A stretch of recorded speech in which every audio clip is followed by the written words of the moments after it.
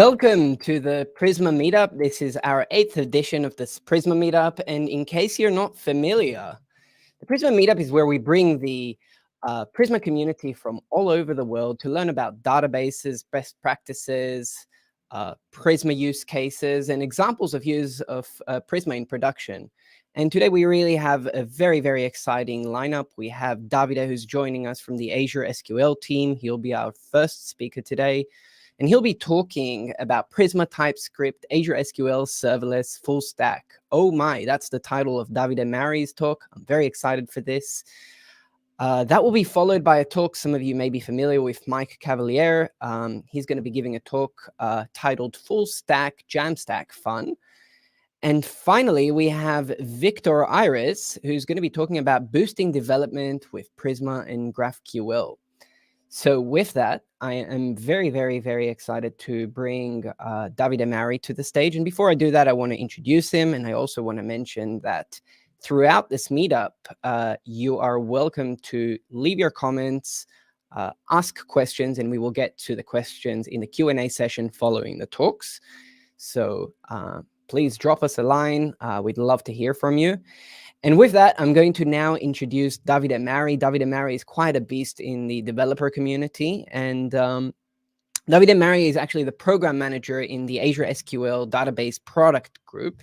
And he's been working in the IT field since 1997 and was awarded the data platform MVP status for 12 consecutive years. His career started as a full stack and backend developer, then focused on databases and data science for 15 years, while still keeping alive his passion for development, mainly in C# and Python. He then moved on to the Internet of Things and big data space, where ingesting, processing, and analyzing millions of data points in near real time was his everyday challenge. Building from that experience, he joined Microsoft to help companies worldwide leverage stream processing at scale. He now works for the AzureSQL database as a developer's voice inside the product group, working to make sure that AzureSQL database is and will be the best database option for developers. So now I bring you Davide. Yeah, thank you. Hello, Hey. Davide. It's nice to see you. Yeah, nice to see you again, and thanks for having me in the show. It's great having you because we recently released the Azure SQL and Microsoft SQL Server connector to general availability, and we've been seeing a lot of users really excited, especially Microsoft developers working in the Microsoft ecosystem. And I believe that today you're going to be giving us a really interesting talk about all of the latest technologies and how they fit in with Azure SQL. Is that right? Yeah, absolutely. And as you surely know, we created some nice example that I want to share and to showcase, of course, Prisma, but I don't think I have to sing the praise of Prisma here. But I want to highlight how well it works with Azure SQL, with Azure Static Web Apps. So we'll be creating and I will be sharing the GitHub repository on how to create a fully working full stack web app, including authentication with Prisma and Azure SQL. And I think it's great for people to get started with TypeScript, full stack. It's a lot of moving parts. Now, I'm learning Node myself, and I didn't realize when you say full stack how many moving parts there are. And so I think that this repository we created is great for new developers that want to get into this field to exactly understand all the pieces and how they are tied together. So I'm super happy about this repository we created.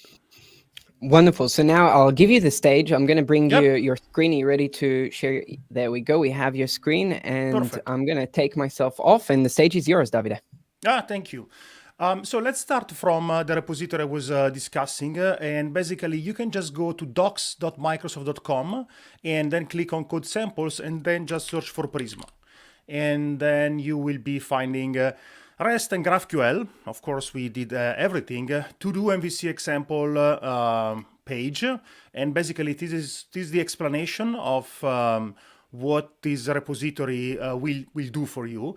So it will deploy HTML and Vue.js to-do list. Again, I like the simple stuff, especially for beginners. So I just used this very well-known repository or very well-known sample to create the front end. So here is an example of the to-do list. Hi, you can create your own to-do list and mark what is done as what is not. But of course, this is just the front end, and we want to do the full stack thing.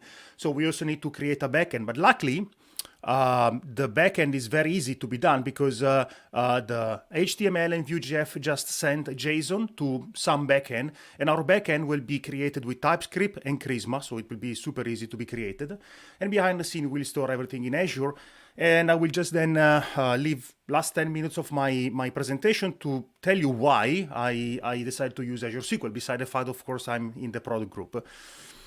And here there is all the explanation on how you can clone the repository and make it work for you. But instead of reading this, I think it's worth to do this together. So first of all, you need a bunch of stuff. You need the Azure Function Core tools and the static web app CLI if you want to develop on your machine. And if you want to develop on your machine, my recommendation is to use VS Code.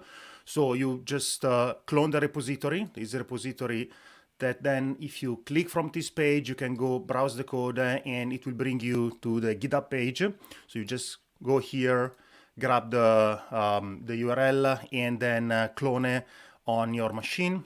We'll see how you can do it is later if someone joining today is completely new to this, also this part of the coding. And once you have the repository cloned, there are a couple of things I want to highlight. So let me just zoom a little bit into this. So the client folder contains all the front end. And the front end is super easy. Let's take the REST one.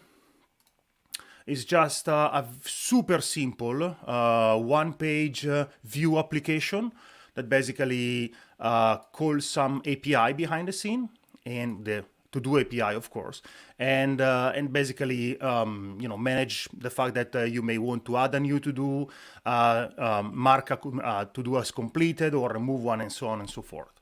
So the client is really the front end, and then we have the API, which is the backend.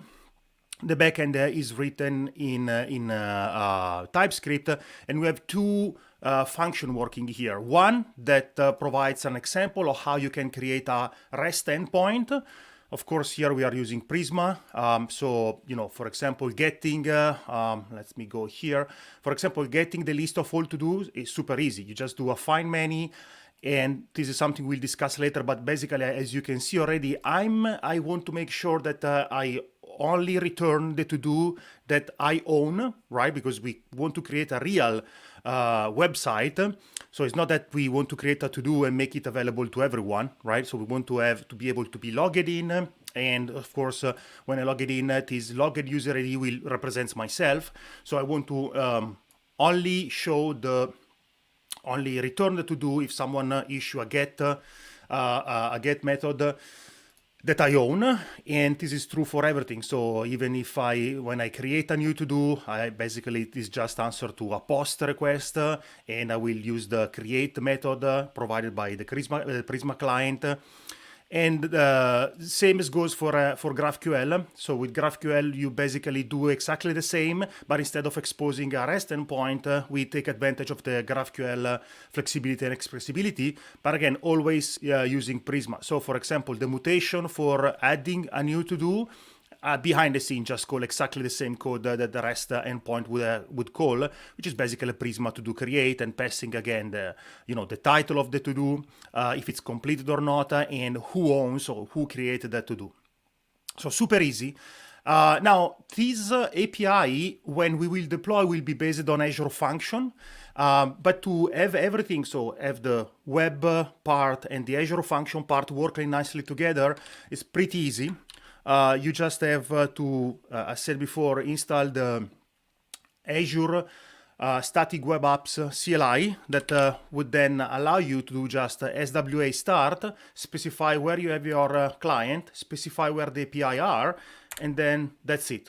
So it will basically start to listen for and serve the static web app, the client part, basically the front end, and then also create or execute the function behind the scene, and make sure that the call from the web client are proxied to the function, so you don't have to deal with cores and all these complex stuff at the beginning that I'm pretty sure everyone had to fight a little bit at some point in his life, and that's it. I already configured the connection string to connect to a database, so that's done already. So the only thing I can do right now is click here, and I will go to my to-do MVC example, and then I can easily click on REST, let's say my first to-do, and that's it. This is done. If I connect to my database, and I can see that the first to-do has been created and inserted in the database, and of course now I haven't logged in, so I'm anonymous. Now, if I want to log in, and this is the interesting part of using the SWA, so the static web app CLI locally, is that they even provide or simulate the complete authentication or authentication that you would normally use, for example, to authenticate using an external provider like GitHub or Twitter. So let's say I want to simulate the ability for my end user, when I will deploy the application, to use GitHub to authenticate against my application. So using a GitHub as a third-party authenticator. So this is me, this is Davide. I have, let's say I just have a 1, 2, 3, 4, 5 is my user ID. I want to log in. And now if I click here, I will not be able to see anything because I can only see the thing I own. And in fact, I've been logged in as Davide. And now if I say hello world here, this will be created. If I go in database and this here, you will see that now the hello world is basically related now to the owner ID 12345, which is me.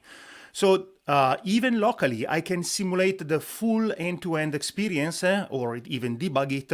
So I can have a completely local development experience, which is great. And of course, the same with GraphQL. Now, GraphQL reads and writes from the same database. So basically, it is another way to create and manage to do exactly from the same database, but just using GraphQL. So hello again, but this will end up in the same database just using GraphQL. Now, how can you also deploy this? This is what I like about the static web apps. So, of course, you can do from your machine. In that case, I would recommend to use Ubuntu installation, for example, Windows system for Linux. That's what I'm using here, because all the scripts I've created are bash script, are shell script. If you don't have Linux installed on your machine, or you don't want to, there is another easy way. So you can go to shell, actually let me show you, shell.azure.com. It will connect to your portal, and using your subscription, it will spin up a fully working Azure or Bash, yes, a Bash shell that you can use to do whatever you need.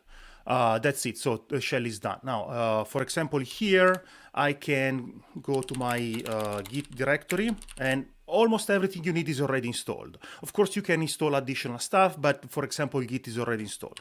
So I already have a sample here in case something goes wrong, but I want to really do everything with you. And so what I can do is grab my repository, go back, to my test shell. Let's go here. I think I'm using this one. Okay. And so let's clone this repository and git clone. And basically, I'm cloning this. Now I just have to do two things here. First of all, go into the folder, and now this is the file you have to use in order to deploy everything. Let's just make sure it's executable. So let's give it a x permission azure.sh. Nice. And now we can start to deploy everything. Now, if we try to do that, it will recognize that there is an environment file, and it will create an empty one for us. So now I can do nano and then my environment, and I can basically say where I want my solution to be deployed. So it will be DM Prisma, my resource group. Let's call the name DM Prisma again, and I want it to be deployed in Central US. And the source will be not this one, because this is the reference repository. Oops. I probably want to fork it for a reason I will quickly show in a second. So let's say that I'm going to use this repository here, this fork. And you need a Git token. The Git token is just used because when you will deploy, there will be something that we need to inject in your folder, in your repository, in order to enable automatic deployment from GitHub to Azure Static Web App. So I'm just grabbing a temporary Git token I created. And that's it. So I can save my file. Yes, then my environment file done. There is another thing that is missing here. The environment file needed by Prisma, which contains the database connection string, right? I'm pretty sure that you know that very well. So let's do that. Let's go to the API. There is a environment template. So I can just do cp.env template and copy it to the environment. Now let's provide the correct query string. So my database here, and let me grab, here we go, this one. And actually, let's do this. So I just copy and paste in this part to make it easier and quicker. Now I can exit. I want to save, yes. Okay, I'm good. I can now deploy everything. Now, let's start deploying. And while this is deploying, let's see what it's doing. So what this deployment script is doing, actually, let's see from here, which is easier, is basically just deploying a resource ARM template that is actually creating your static website. So this will be pretty fast because it doesn't do a lot, honestly, because the magic happens in GitHub.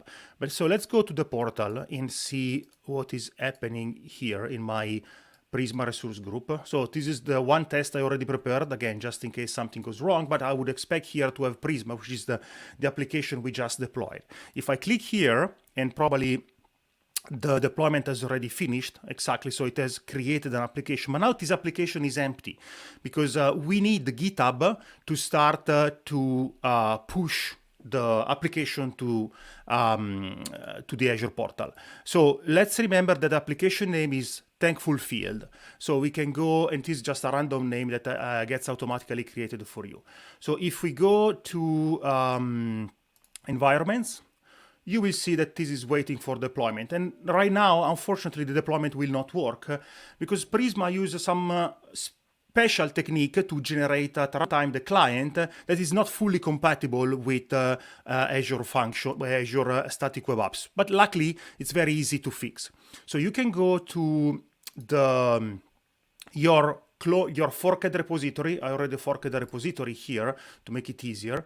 And here you will have a workflow that is named like the application. So the thankful field. This is the other example I did before, and actually we can even delete this. So let me delete the old one.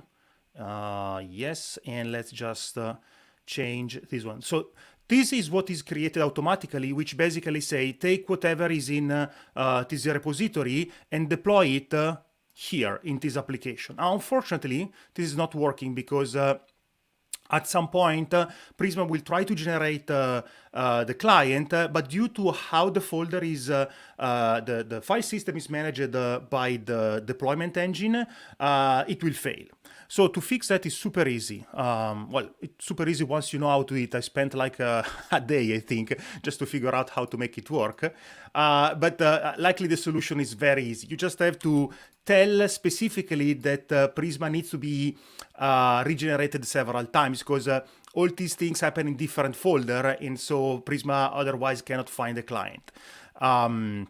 So that's pretty easy because then we can go here, just copy and paste the code. I have to edit. Just copy and paste the code here. And that's it. So we are making sure that we are using Node version 12, which is the one required by Azure Function and Azure Static Web App, and then some comma to make sure that the client is always available to the local folder. Start commit changes, and now we can go to action, stop whatever action was running before because we know is not going to work, and that's it. In 2 minutes, we will have a fully working website if I haven't done anything wrong. Otherwise, we will fix it. But this is beautiful seeing this working. So this is downloading the repository on the local deployment node.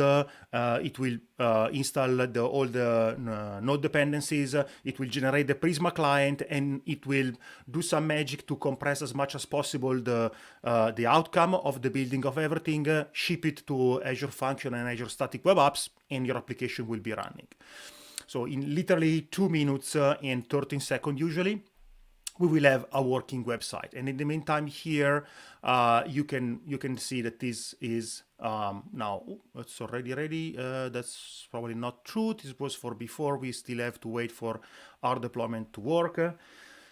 Yeah, so this is, as you can see now, everything is nicely working. And you see this is, why we need to install Prisma client several times, because there are several other folders that are kind of shuffle around to make sure that the build outcome is the smallest one.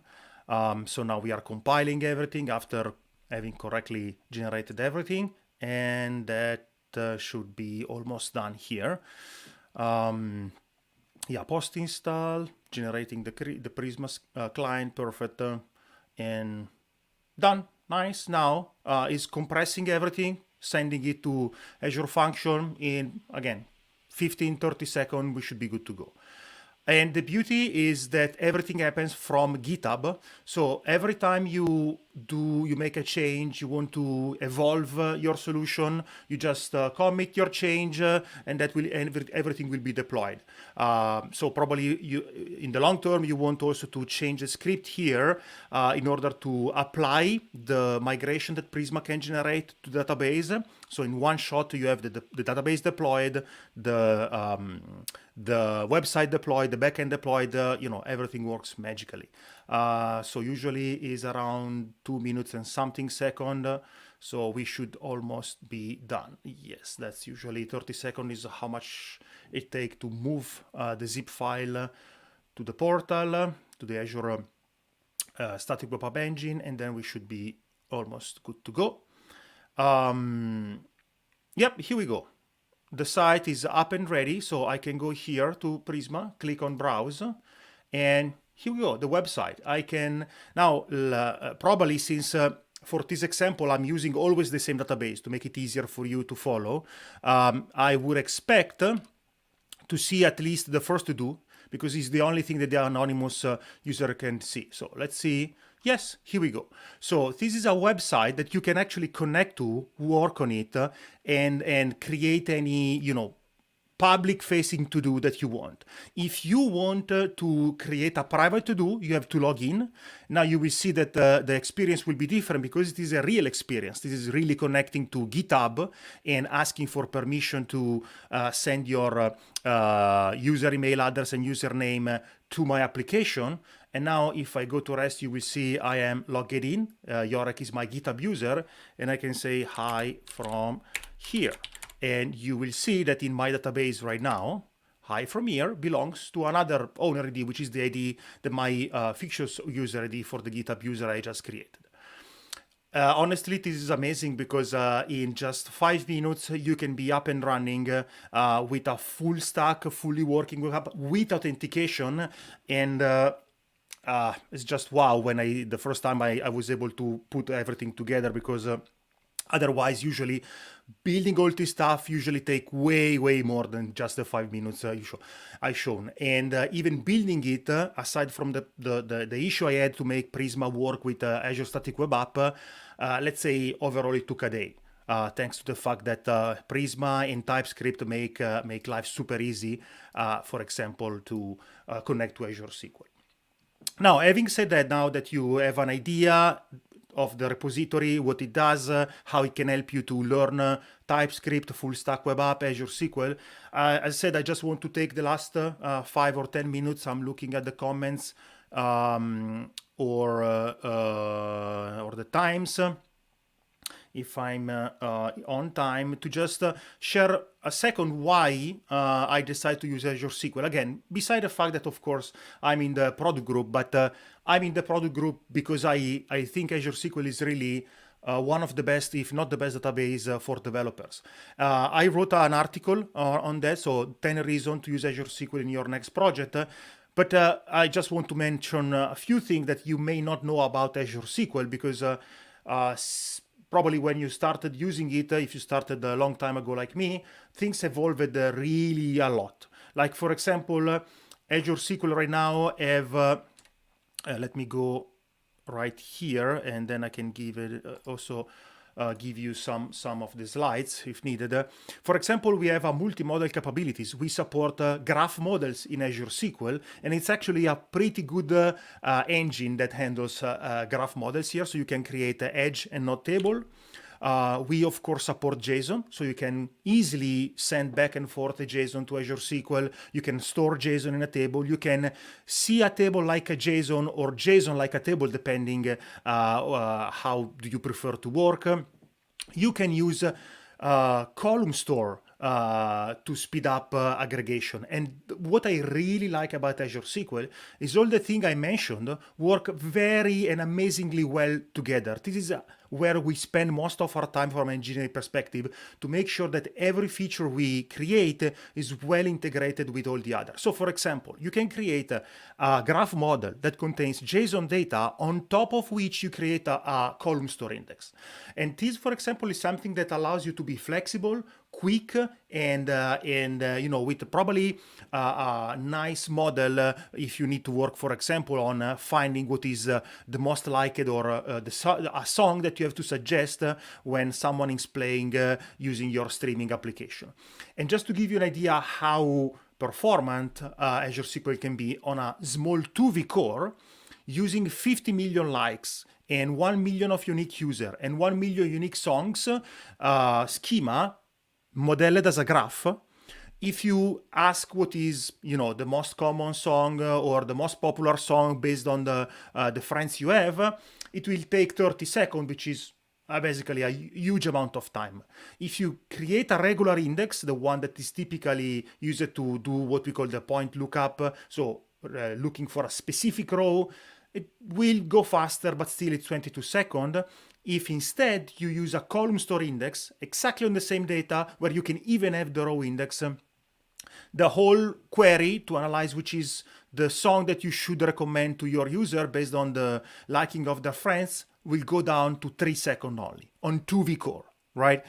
So this is what I really like about Azure SQL. You have flexibility, you have performance, you have security, you have the ability to be on your term, in the sense that you can use the model you want, and of course performance are more than great, even with all these things used together. Here is an example of a API like the one I just shared with you on the repository, that on a 4V core was easily able to sustain 20,000 requests per second using JSON, using a flexible model like a graph, so whatever you want. So, and here I was using Locust to create some load.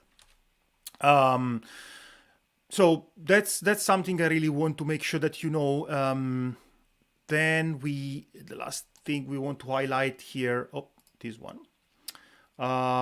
Other important thing is that, for example, we also have support for spatial, for geospatial data. We even have support for what we call in-memory table, which are tables that doesn't take any lock at all, use a very high concurrency model to keep what is called multi-version concurrency control, to keep transaction isolated, but without blocking each other. This is super cool technology.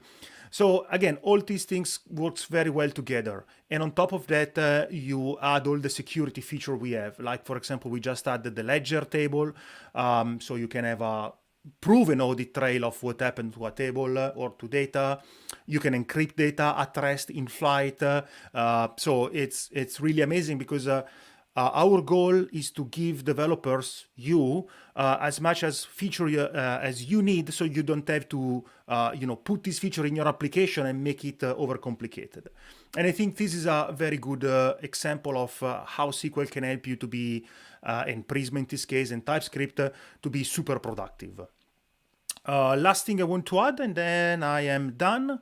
And I hope I have entertained you and awakened your interest in Azure SQL, is that if you want to learn more, as Daniel was said, I've been a developer for a long time, and I realized that there was no specific book that discussed Azure SQL from developer perspective, from a very practical perspective, like why I have to create an index. I don't care about the theory and the B tree and whatever. I just want to understand when I have to create an index, which kind of index, and how it can help me. And then, yeah, theory, I can learn it later if I really want.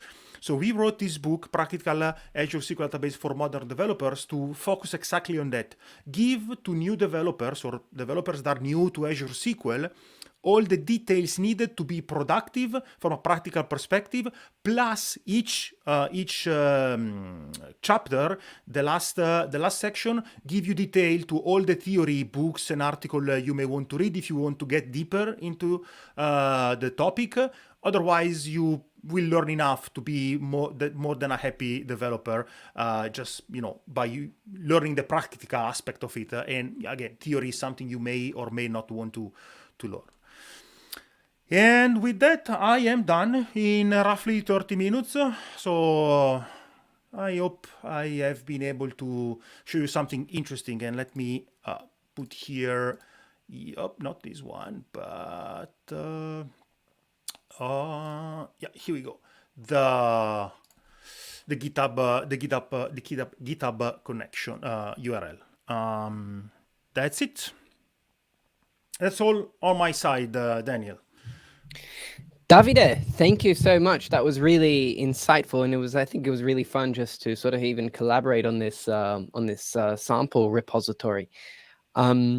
I actually had a question and one note. So essentially, in this repository, could you talk a little bit more about what this ARM file is? Is this a way to sort of define declaratively infrastructure and then have... Correct. So basically, an ARM template, Azure Resource Management template, is just a way to say what you want to be. So let's say, for example, here you are saying, so let's set aside the parameters for a second. But basically, you are saying, I want to create a static website.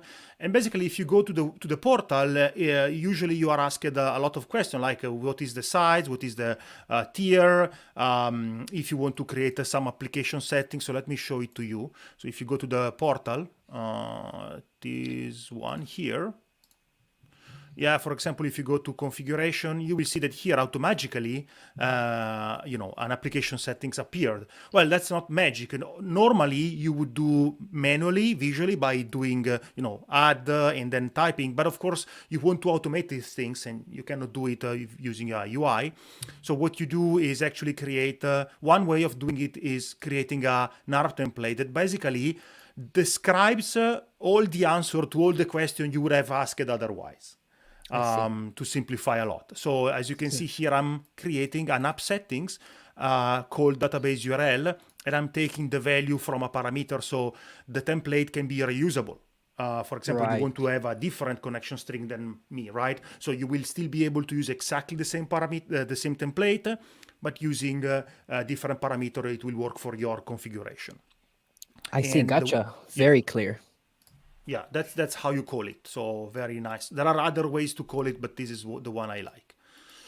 And another question is, when it comes to what is known as static sites in Azure, static sites in Azure also include the functionality, right? So correct. Static sites includes the static site hosting, and in addition to that, the ability to deploy functions and to have all of that sort of glob together. Do you want to speak maybe a little bit more about how authentication works in general? Because I saw that you were essentially using the authentication that is provided by Azure. So yes and no, in the sense that Azure is actually calling. So this is OAuth 2 authentication. So what a static website helped me to do is to manage what we call the authentication dance. That, if you do OAuth 2, is not exactly the simplest thing in the world, right? Yeah. So what I like about static web app is that it boils down to making sure that you call. Actually, let me show you. and it's well documented. So in the README, you will also find the link to the documentation that explains clearly how to do it, but it's amazingly well documented and super nice. So here we go. How do I know if I am for what concern Azure function within static web apps authenticated? I just have to call .outMe. If this returns something, I know I'm logged in. Otherwise, I can log in. How do I log in? Super simple. I just go to, for example, .out/login/GitHub or Twitter, for example. Now, this website that is basically provided, this page that is provided by Static Web Apps for me, takes care of everything. Calling the GitHub endpoint, providing the correct response URL to the server, so you have a callback. So everything is automatically done. What you get at the end, if the authentication is successful, is a token that the front end will automatically and securely pass to the Azure function. Because you have, the front end is what is actually being, is what actually starts the authentication process. But then you have to have a token that is passed to the function, to the backend, so that the function knows who you are, right? Right. Basically, what would normally be the bearer token. But Right. This is, again, even this is simplified for us, because the only thing I have to do here, let me show you. Let's go to the REST function, TDS, here we go. I just have to search if there is a XMS client principal that contains packed for me already all the information that GitHub or the external authentication returned. And then this code basically return JSON that contains properties depending on the authentication provider, right? But all authentication provider will at least return a user ID. You can have an email. So it's super simplified in the sense that I guess the goal of the Azure Static Web App is to remove all the complexity, in the sense that it's going to shield it, especially if you don't need to, manage all it in detail, because you just have to do a to-do website, which is not like, doesn't need to be complex. Actually, if you can do it very quickly and fast, you are happy because you can focus on more important things, right? Right. So that's what I like. And so Azure Static Web Apps is a way to easily encapsulate front-end, back-end, and security, and try to make it as simple as possible for developers. I see. And there's one thing that is Prisma specific that I think might be a simpler way in the GitHub workflow file, in the GitHub Actions workflow. I saw that you added an extra step in order to install Prisma, which fixed your problem. Yes. Now, yes. This problem is quite a common one. This is because essentially Prisma client is like a skeleton library. And I wrote a sort of a comment here, but it should be enough to just run npx prisma generate as the post-build command or pre-build. I'm not sure exactly how this works, but if you run the npx prisma generate, it should eliminate the need to install Prisma client. So I think I tried that. The trick here is that Oryx, which is the engine that kicks in here in GitHub to basically build everything and then move all the built artifacts to Azure function, do some tricks with directories. So if I tried, and maybe I can try it again, but if I just do generate, it will generate the client in a folder that when the last part, the post process kicks in, so this part here, so these things here will not find, if I just do npx generate, it will not move the correct modules to this folder. Right. I don't know if it's because it's generated on the fly, and that could be. But I noticed that if I just do that, then here it was complaining that there was no Prisma client. Right. But yeah, maybe I'm not an expert on Oryx, definitely, and even less on Node. So if someone wants to play and simplify this, I'm super happy to accept PR and improve the repository. Absolutely. I actually have a challenge for people who are on the show and are attending. So if you want to download this repository, now the repository is already working, right? So it's okay. You download it, you install, everything is done. It's too magic. Now let's try to make something a little bit more challenging.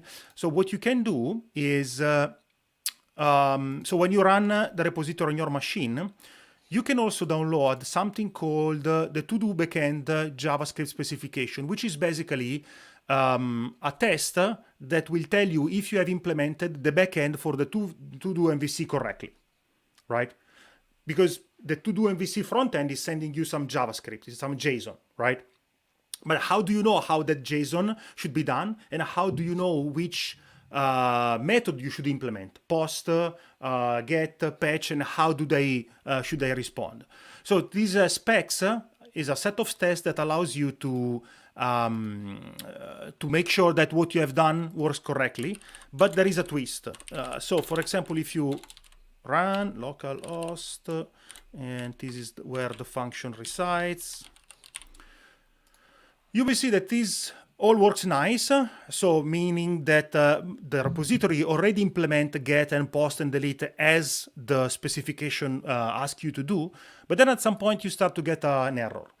Because, and I like the idea, just like in the real world, now after a while we introduce a new requirement. Now I want also to be able to order the to-do.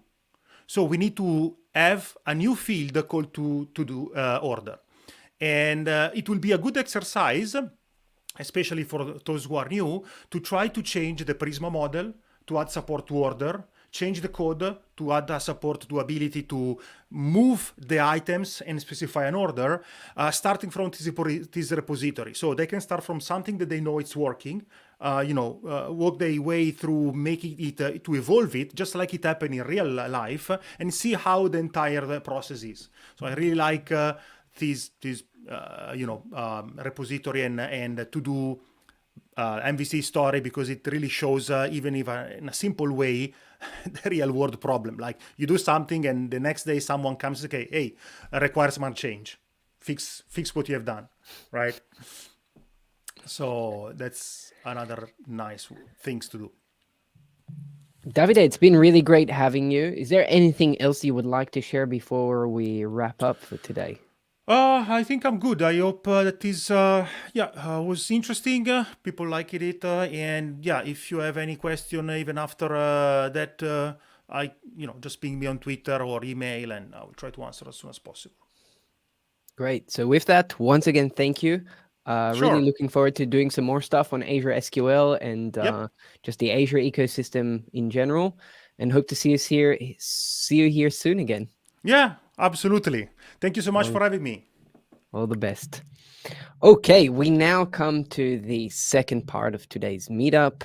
And for this part, we have Mike Cavaliere, who's going to be talking about FullStack Jamstack fun. And in this talk, Mike will walk through building a functional Jamstack app using Next.js, Prisma, NextAuth, Chakra UI, and other fun things. And in case you're not familiar, Mike Cavaliere has been quite active in the Prisma ecosystem. He's been doing full stack web development, for a while.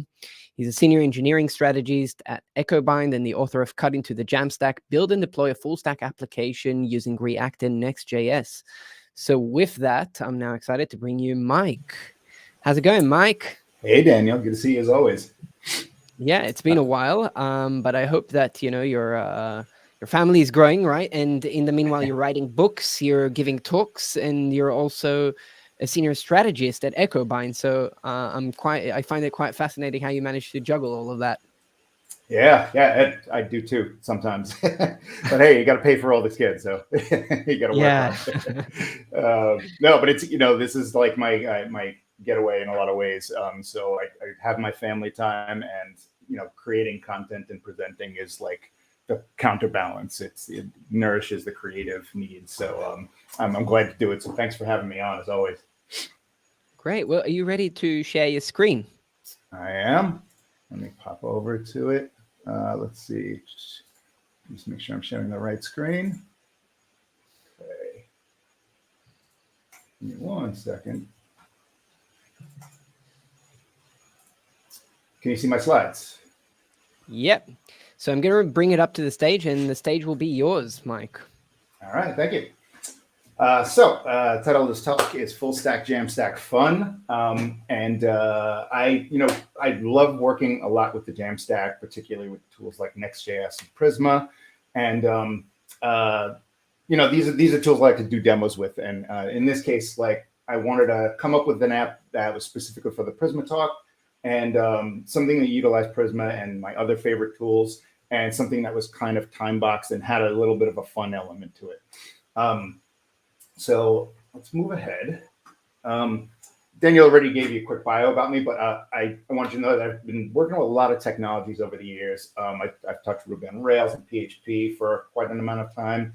And JavaScript is probably the one that I've worked with the longest. And nowadays, React and React Native are all I work with as far as the front end goes. And the Jamstack is my default go-to for the web, particularly with Next.js. Some people may or may not know what the Jamstack is. It's becoming a lot more popular as a term in the developer community nowadays, but I do feel like it's just worth breaking down.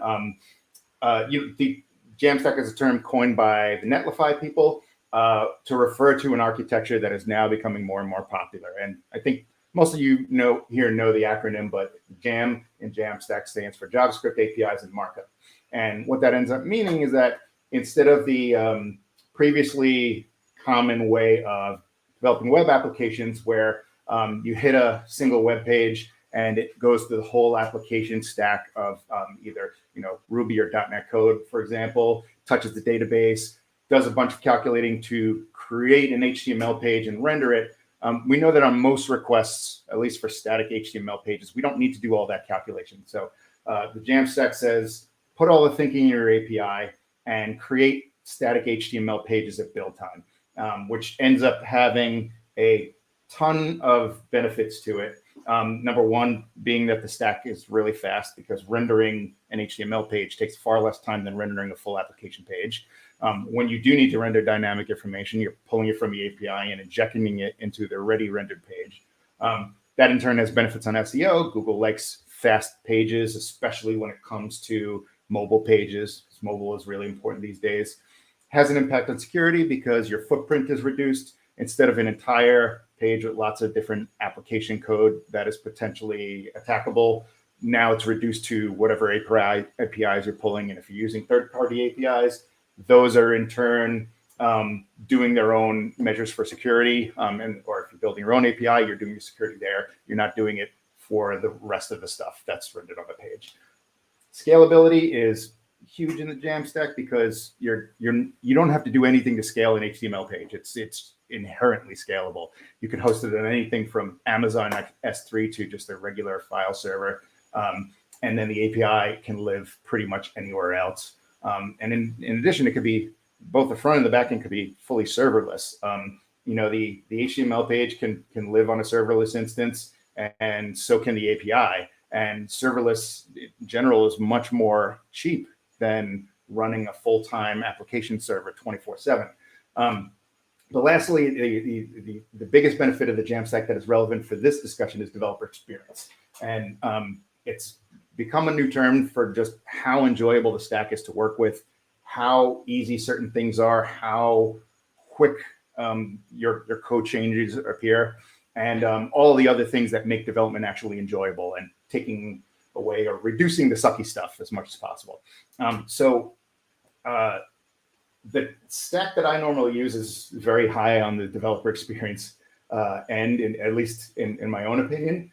Next.js is a phenomenal framework in terms of developer experience. It wraps React, which I really love working with, and it takes what used to be really challenging with a full stack React application and makes it a lot easier. So namely, creating pages is really easy.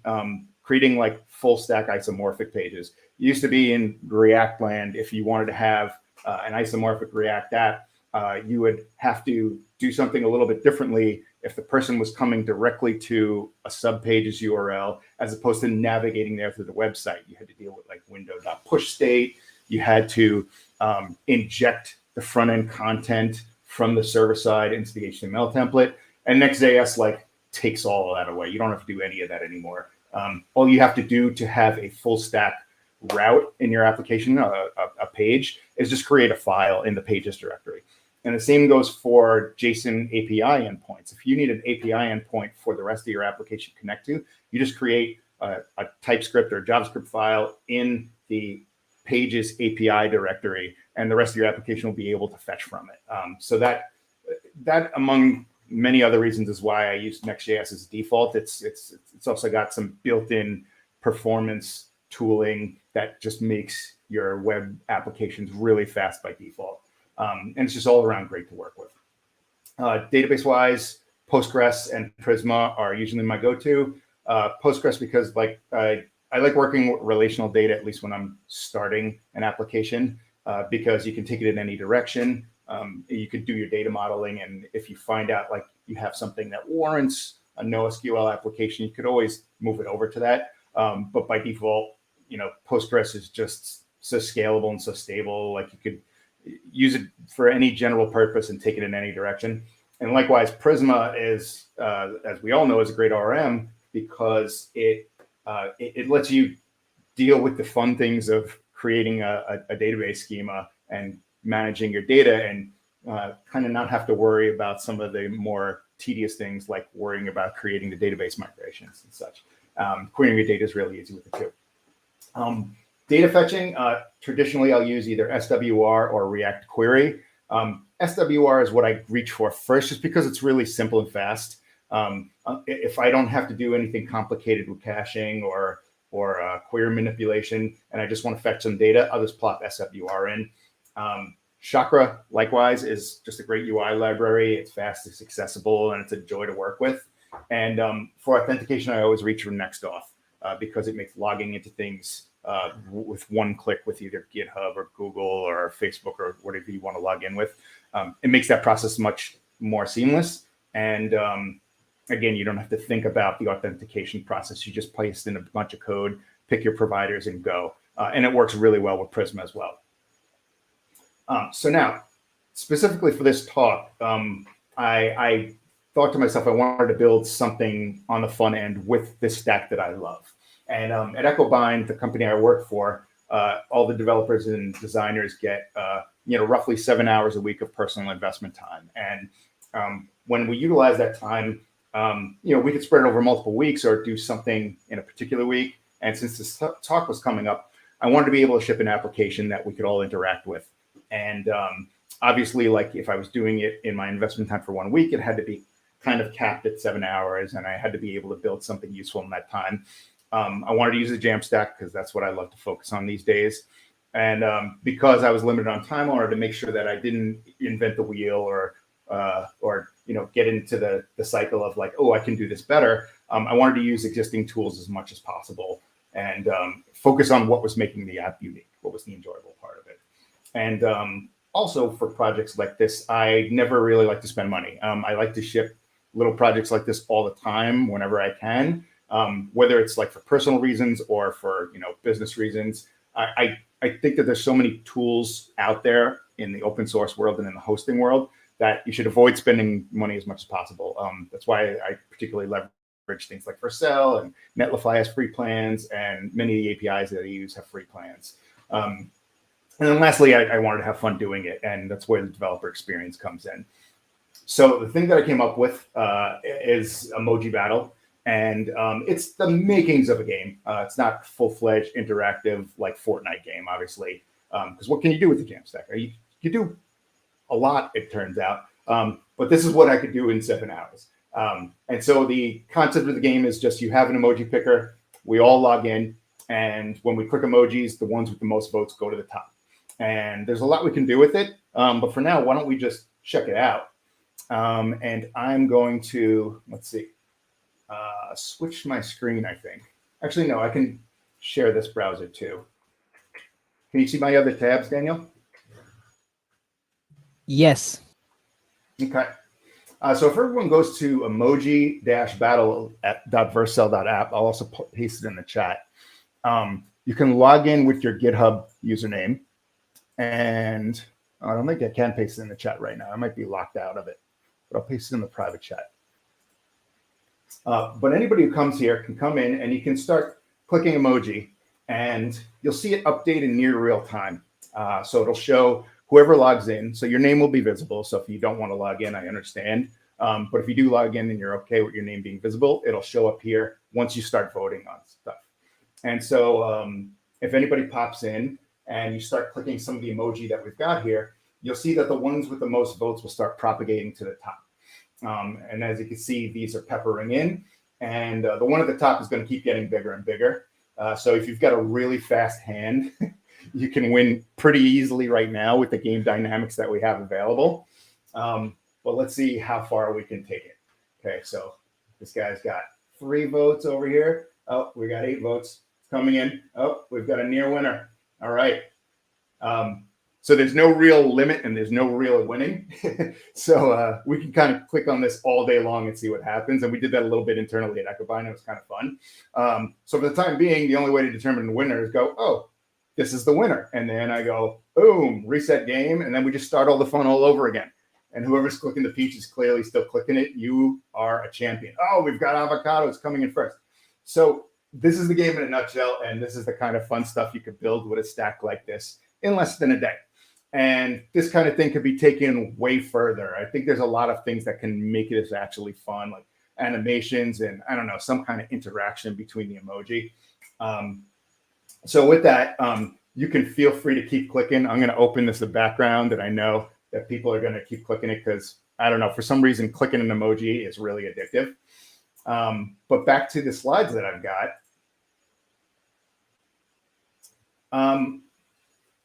So let's talk a little bit about the breakdown of the app and what it is in here. And I see the avocados winning, so I'm just going to reset and keep on going. So we really only have 2 pages, which are actually 1 page in here. So the main page of the emoji application is one giant single page application. And there's a little conditional in it that says, if you're not logged in, here's the button to log in. And that's what you all saw when you first went to the app URL. And once you click that, next off is handling the login. That's why you see that the button to log into GitHub isn't styled, because that's just a boilerplate with next off. But you can style that really easily with next off. I have a series of articles on this. You can take a look. Their documentation is also great. Our schema is really simple. The user model, and there's also 2 other models that you don't see here, the account and sessions model. That's all copy and pasted from Nextauth's documentation, because Nextauth works well with Prisma. You just place those in and you start modifying them to your needs. In my case, there's custom models for emoji and vote. And when you're clicking an emoji, it's just inserting the emoji into the database if it doesn't already exist, and it's recording 1 vote entry. And the schema reflects that over here and here. And then all we have is associations between users and votes. And then the vote is a mapping table between users and emoji. So that's really it. It's an extremely simple schema, and Prisma makes it really easy to work with and query, which you'll see in a little bit. The application itself, it's a Next.js application, and the React elements are pretty simple. Header is just a couple of very simple elements using Chakra UI. You just drop it in, and I think I just adjusted the size on this content. There's not even any styling here. This emoji picker is a plugin called Emoji Mart, which I thought I linked here, but I think it's on another slide. The leaderboard queries the backend and pulls up an aggregate query, which shows you the top winning emoji. And the user list is going to show who's online based on the votes. And I'll go into detail on these in a second. So here's the emoji picker. So Missive Emoji Mart is the plugin that just lists all those out. So going along with the theme of using existing libraries, I did a Google search. I found that this was an emoji picker, threw it right in and connected it to the React state. When you click one, so there's an on-click handler, and that just does a JavaScript fetch that posts to this API endpoint. So if you remember in Next.js, creating an API endpoint is as simple as creating a file. In this case, it's a TypeScript file, because I always use TypeScript by default these days. And the beginning of a Next.js API route just starts with this. It's just a function, async function you export. If you're using TypeScript like I am, it just has these types, which are pretty easy to copy and paste. You check the request method to make sure that the person is using a post and not a get, and return an error status otherwise. And then this get session handler comes from nextauth. So that's the other great thing about nextauth is, if you think about Next.js, Next.js is the front of the front end and the back of the front end at the same time. It's got the React components and it's got serverless functions in these API routes. If you were to build the authentication manually, you would have to log in on either the front end or the back end and then communicate it to the other side. Nextauth, the great thing about it is it handles it for you. So once you're logged in in both places. So the get session handler is what you pull in the API routes to just check the authenticated session. So here we use the get session handler for nextauth. We check that the session exists. Otherwise, we return a 401. And then we pull the user object from there because we're going to use it in our database query. So in the second part of the same API route, and I put it on 2 screens just because the code was a little long and you wouldn't be able to see it. The rest is up to Prisma.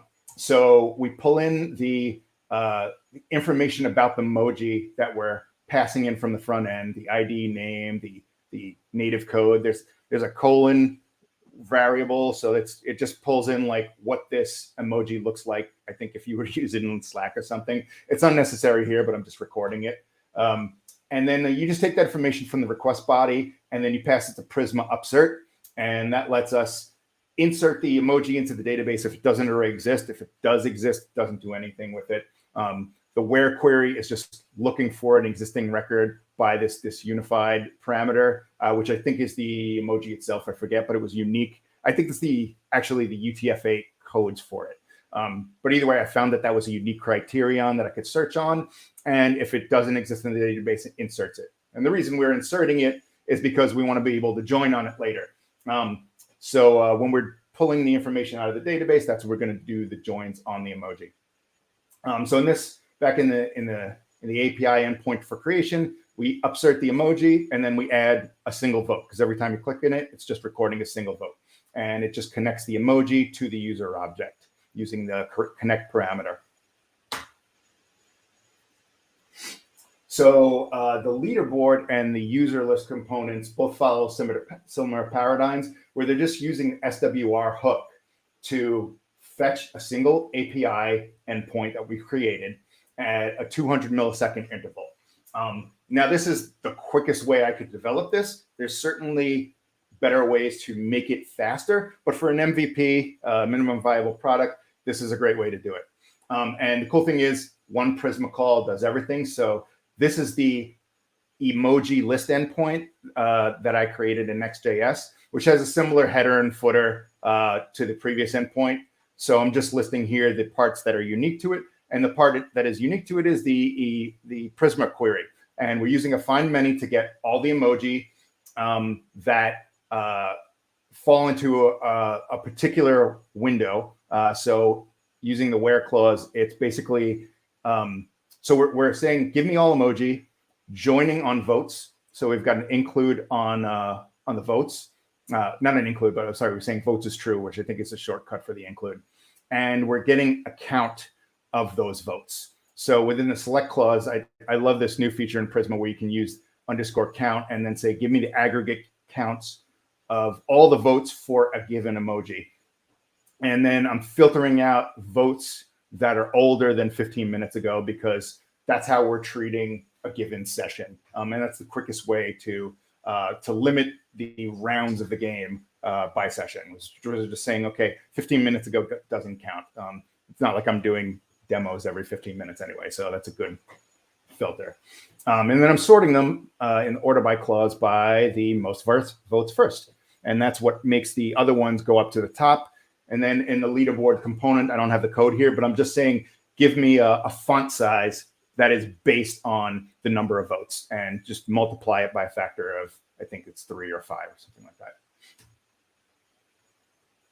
User list is similar. I've got a fetcher using the SWR hook for the list endpoint, and the list endpoint similarly uses find many to pull up the votes that were in the last whatchamacallit, the last 15 minutes. But I'm calling it on user. So I'm aggregating user votes and saying, omit any users for whom you've had votes created outside of the last 15 minutes. And then I'm just listing out the users, and it's showing everybody who's been online in the last 15 minutes. So if you did log in and your name was on there, it'll be gone in 15 minutes regardless, in case you're worried about your privacy.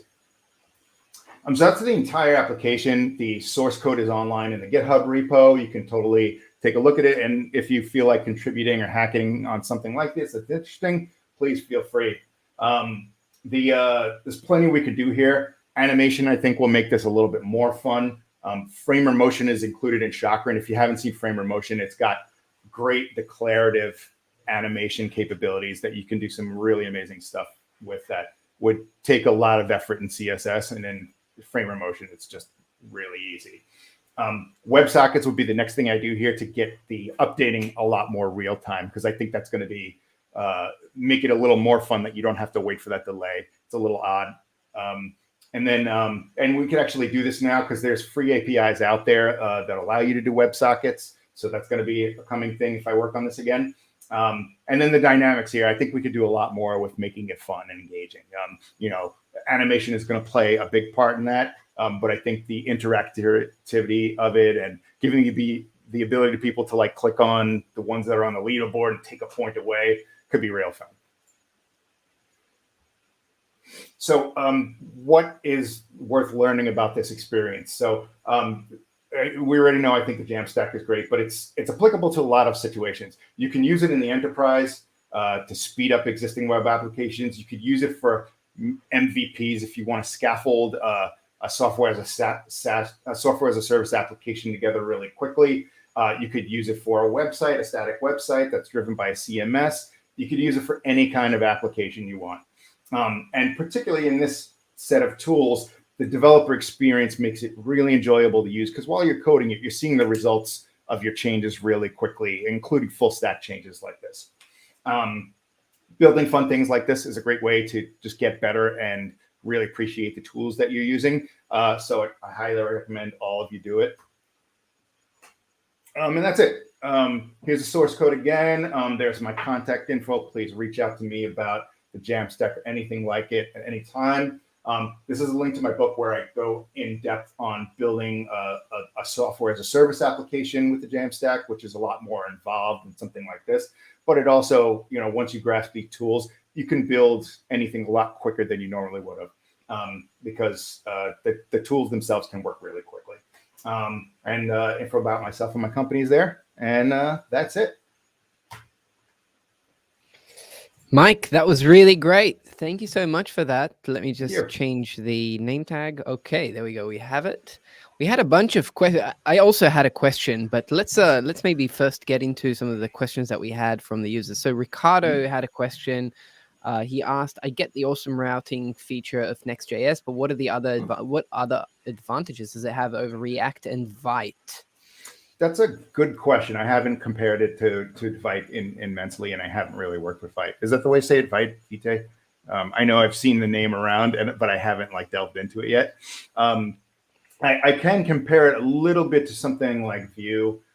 Vue, I know, is really embraced by the developer community, but when I was looking at it, there's actually Nuxt.js, which is like a Next.js clone for Vue.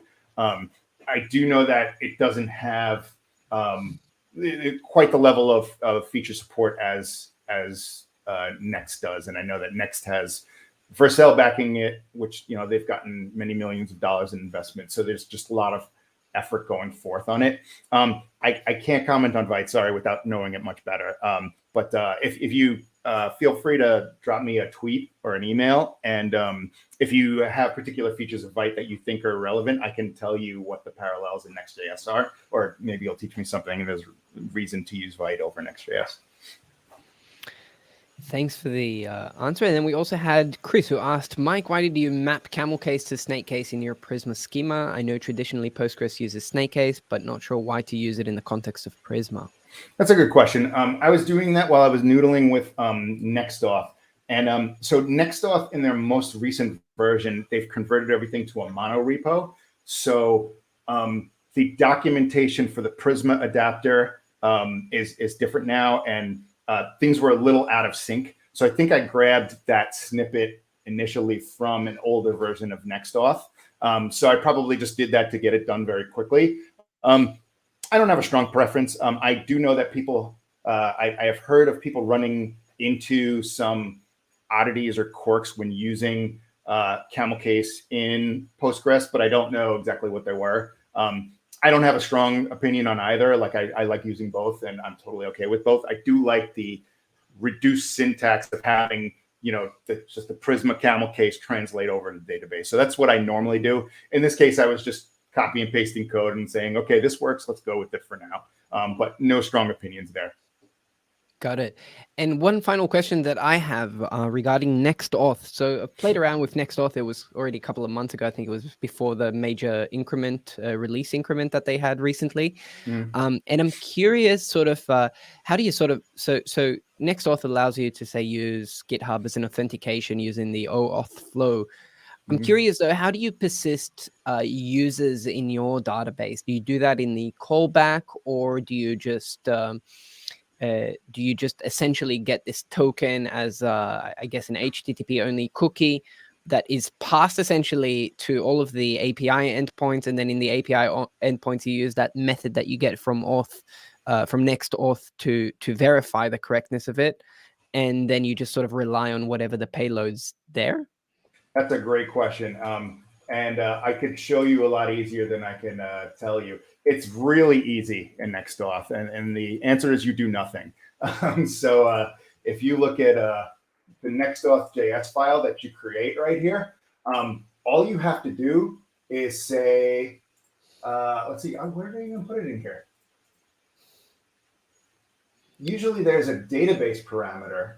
Maybe my version is out of sync. Let's check the NextAuth documentation really quick. So there's really just a database parameter that says this is what you're using. Check the documents really quick, but there's just a parameter in the adapter, and that's it. So if you go in here, configuration, databases, I think it's the documentation in the adapters, and you go to Prisma. Maybe it's just because you're using the Prisma adapter that it does it by default.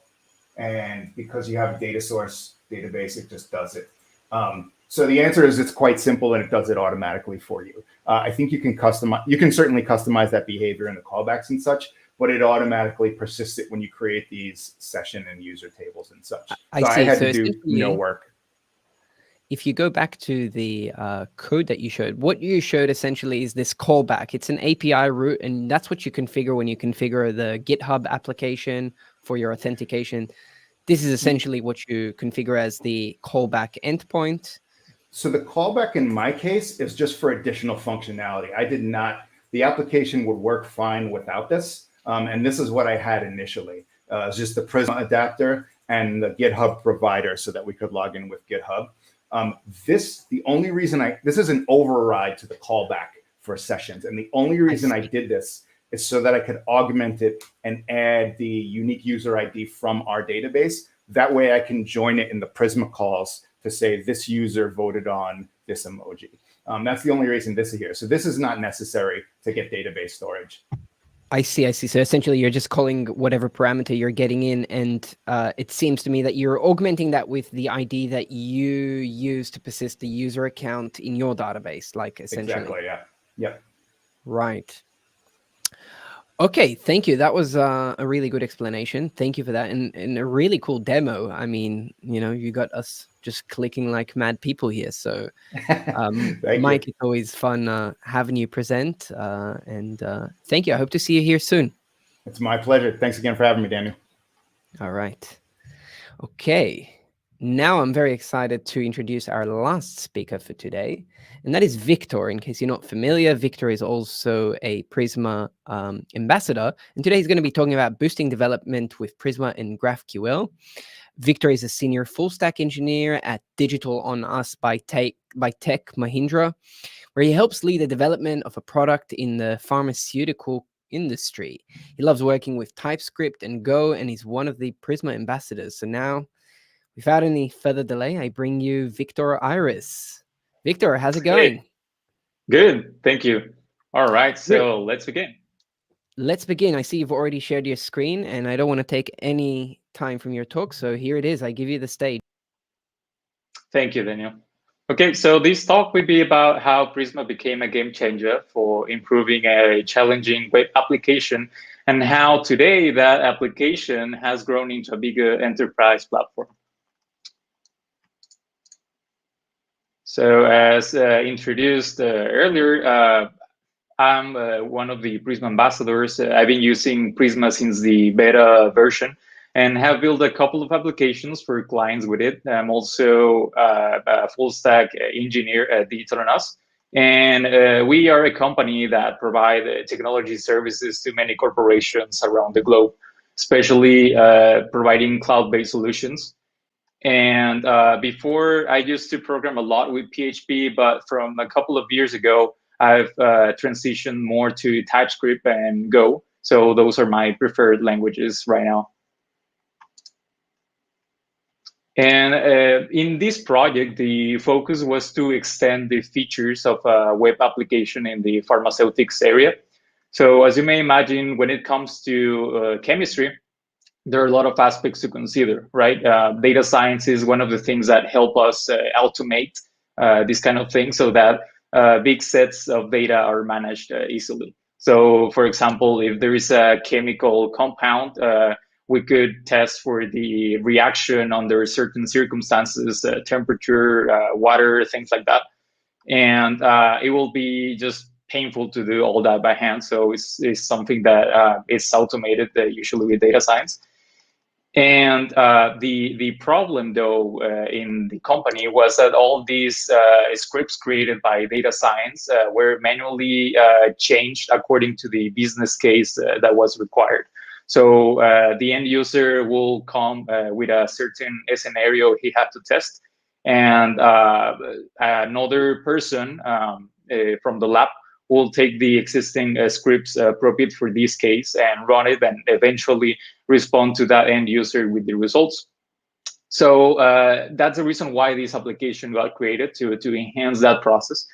The application allows users to create automation workflows using different Docker images for data science. So essentially, a user creates a combination of steps, and the application communicates the specific sequence and configuration of this sequence to other backend services that, after running, deliver the results straight to the end user without having to wait for another human to communicate.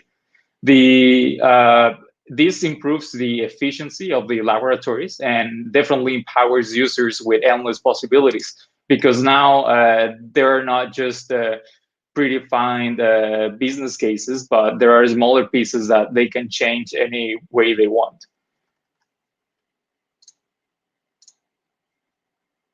Previously, the application was using a CMS for the backend with JavaScript and React in the frontend. But as the complexity of the workflow configurations continued to grow, we decided to transition the backend into a custom GraphQL API with Prisma.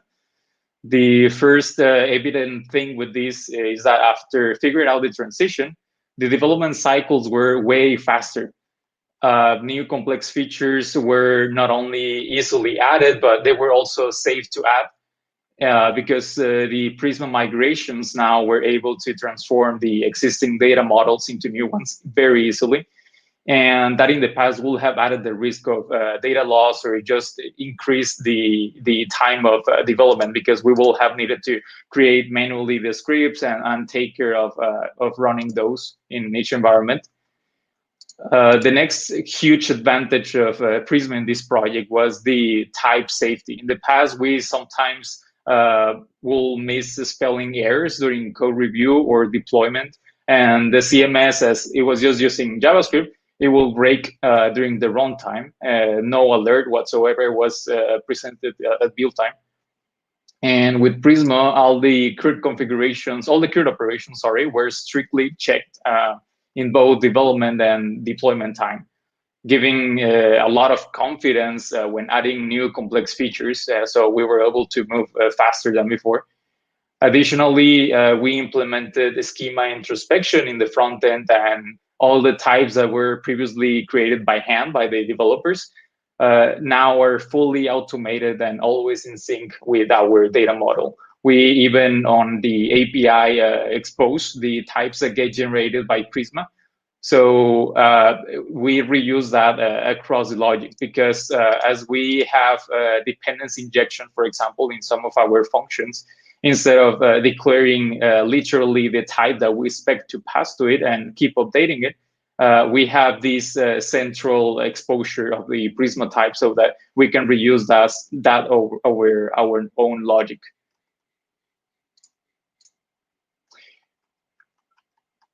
The most important models in the process of building a workflow with our automation tool are a component, which is an abstraction of a Docker container, let's say. So this component had information about how to create that Docker container. The workflow, which basically is a representation of a linked list of different components to be run. So users will have, as you see in the screen, will have the options A, B, and C, and those will be linked in a linear way. So the backend will create a template with this sequence and communicate it to like a task runner that we have behind scenes. So similar, as you can see in GitHub Actions or by using Jenkins, in there you define the different stages of your workflow. And in here, you just drag and drop different options that are already defined, and the backend will take care of generating the YAML using for the workflow execution. The component on workflow was another model behind scenes, and that was for connecting the components with workflow, but for storing the configurations of those components. But later on, the concept became more complex. Whoops. Okay. Later on, the workflow concept became more complex because a user could create branches for running multiple steps at the same time, or even take their outputs as the inputs of another step. And without the control of the data model, that would have been a headache to implement, because the CMS was preventing us from doing advanced relations. But Prisma made it easy by allowing us to define a step model, which is a new concept that takes the component on workflow and adds, among other things, a recursive relationship. In that way, workflows are more like a graph instead of a linked list, and that opens a whole set of new possibilities. With the step model in place, more exciting features were added, such as custom form inputs for configuring the step. So in the past, we had all these single input form that would allow values to be passed to your Docker container in execution. So you could pass different arguments, let's say, to a CLI that was running inside that container. And those things were always configured in the same way for all components. So if a new developer created a new component, they will have to follow the same rules and adapt their program to receive the data in the same way. So instead, with this customization that we added, we got rid of that standardization or that rigid input, let's say. And components became easier to develop due to the independence of their configuration. So we created an arc model, and that arc will be mapped to a version, and that version will be mapped to a component. So there was more granularity in terms of how a component could be configured. You could, for example, define dropdowns, file selectors, different kinds of things that wouldn't only provide more insight to the UI to know how to present the form, but would also help us determine how to build the YAML template better. One of the main challenges we had was dealing with the database recursive relationships, because even though Prisma made it easy to define the data model, it was hard to manipulate the graph between the front end and the back end. For example, in GraphQL response, there's a JSON format. and that can have as many levels of nesting as we want. But for performance reasons, the nesting must be limited from a declaration of the query. So we need to know beforehand how deep the JSON is going to be. And as we could not predict the complexity of a workflow, it will be impossible to define how nested a query of steps will be. To solve this, we created utils for transforming the workflow graph structure into a flat representation of steps. This is not only something that allows us to solve the issue in the front end, but also in the backend, because it allowed us to build a Prisma query nester that will take the list and create it in the same way the graph has defined it. So the way the nester tool works is by going through each item on the list of steps, and it checks for the parents that are being referenced in there. So the sorter takes those and makes sure that the item only shows up if the referenced items are already in the list. So in that way, it takes this flattened representation of a graph and make sure that it's going to be possible to create it correctly. And then there's a recursive function that navigates through that list of steps, creating one by a time, and keeps recording the database IDs locally. So on every iteration, the nester checks the reference parents and takes the ID that we already know from the database and connects the current item to those. And this has helped tremendously as well for testing, because as we have used the seeder feature of Prisma, we use our utils to make sure that we always get a concise order of our workflow elements. And today, our application, it's already part of an enterprise platform that we are also developing for the client, where more interesting features are being added every day. And it's where Prisma is helping us contribute for a better tomorrow, definitely. Our plans for the future include optimizing the nester with transactions, because right now it's just doing it linearly. We also are going to adapt Prisma officially in the backend of our central platform, and then connect all these different services with a federation architecture, because we are using Apollo server. So everything will be more organized. And we also want to support real-time changes in the workflow editor, because right now we have WebSockets implemented for knowing when a workflow is run, what's the status of each step, but we are missing some more enhancements in the way of what's going to happen when multiple users are editing the same workflow. We may want to do like Google Docs or something like that, where you can see who others are making changes and what changes are occurring at that time. So now I'm going to show you a quick demo of how it looks like.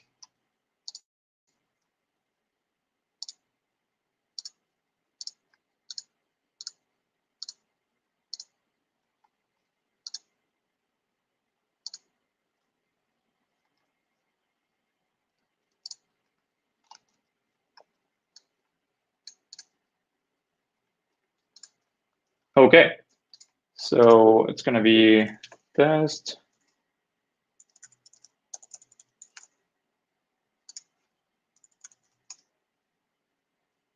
All right, so in here on the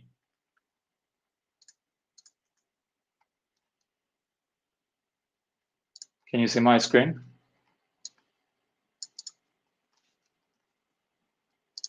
Yep, we can see a screen. It's a bit messy now. Okay, it's been unshared now.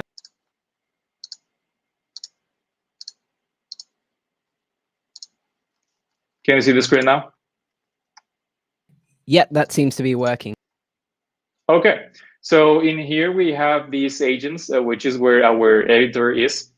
And you can see in here that we can create different components. So basically, this is what I was talking about, the complexity of version, and then keeping track of different arguments so that eventually the user can configure the components.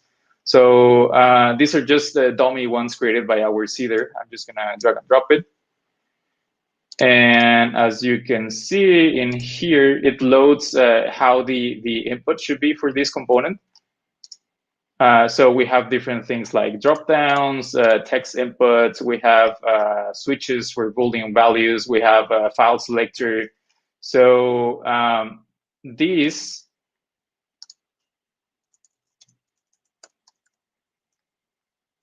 will be saved as part of our workflow. And we can add different steps to this. So let's say that maybe we are reading from S3 or from another source in the step A. And in the other ones, we might be doing some processing in there. Well, actually, this is going to be P1.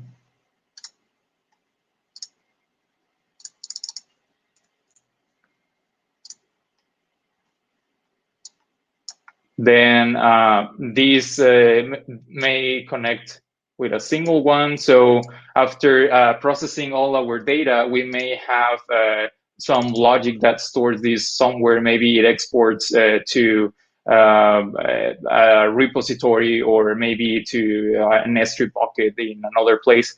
So C1. And for the more we can complicate this by doing things like this. So we may not only combine these two as input of one step, but we may want to take the processing for the, so we may have another processing here for calculating something else. And then we can keep storing that or processing as much as we want. In fact, we can have multiple routes. Right now, I'm only having one. But this is a graph, so it allows any structure that you may imagine. So I'm going to save this. And as you can see, it's presented in the same order I created it. So that's thanks to the sorter that we implemented.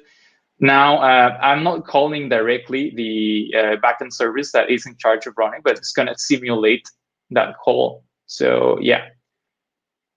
And we also have these logs features. So similar to GitHub Actions or how other services for deployment work, we get logs of what's going on during the deployment.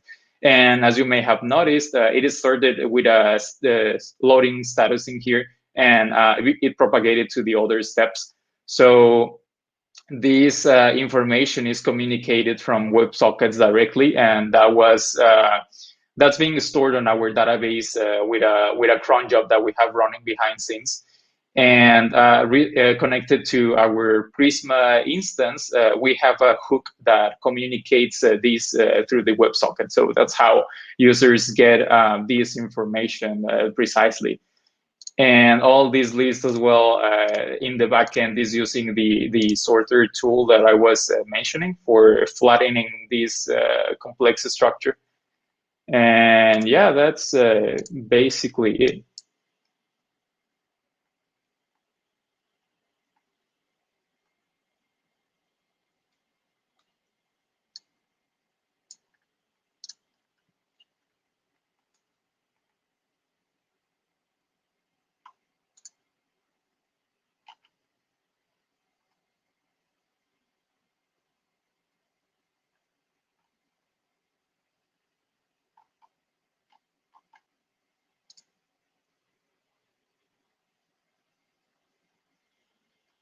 Do you have any questions about it, the demo, Daniel? Hey, sorry, I wasn't fully sure if you finished your talk. So, wow, that was quite fascinating just to follow along and sort of see how essentially you're using, essentially, if I understand correctly, you're using the Prisma schema as a way to really do complex modeling, like you're really modeling a graph here rather than, you know, simple linked lists, and you're able to really like represent all of these relationships. Is that something that you can show us a little bit? Yeah, the Prisma schema. I'd love to sort of see that. Sure. Yeah, so I was yeah, sorry, go ahead. I see here already you have essentially, you're doing this using a self relation, and you have basically two self relations. It's a bit, it's a bit like the screen is a bit blurry. I'm not sure if it's on my end.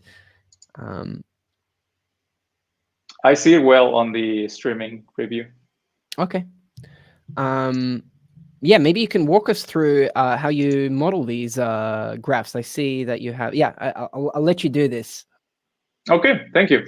Yeah, so as mentioned previously, there's the step model. So in here we have a self-recursive relationship, and we actually need both the parents and children's, because we can request things in two ways, right? So we could at some point know what are the things before the current step and after the current step. So that's why we have this abstraction of parents and children, but they're basically pointing to the same relation on the database.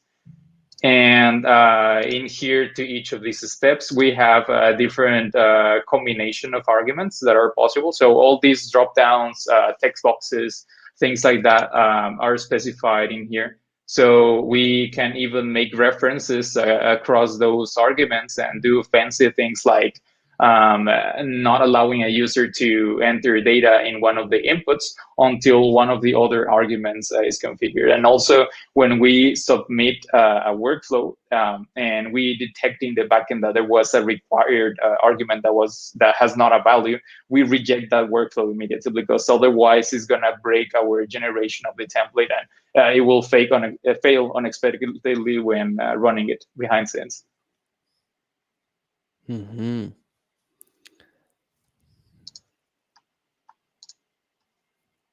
Yeah, so those are like the main models in here. And also we have things like templating. So if you have a certain configuration of your step that is using over and over, you can save that. So it will be like a snapshot, let's say, of your step, and that can be drag and drop in other places. I see. Very nice. Is there anything else that you would like to share about this? No, not really. So those are the main concepts in here about the project.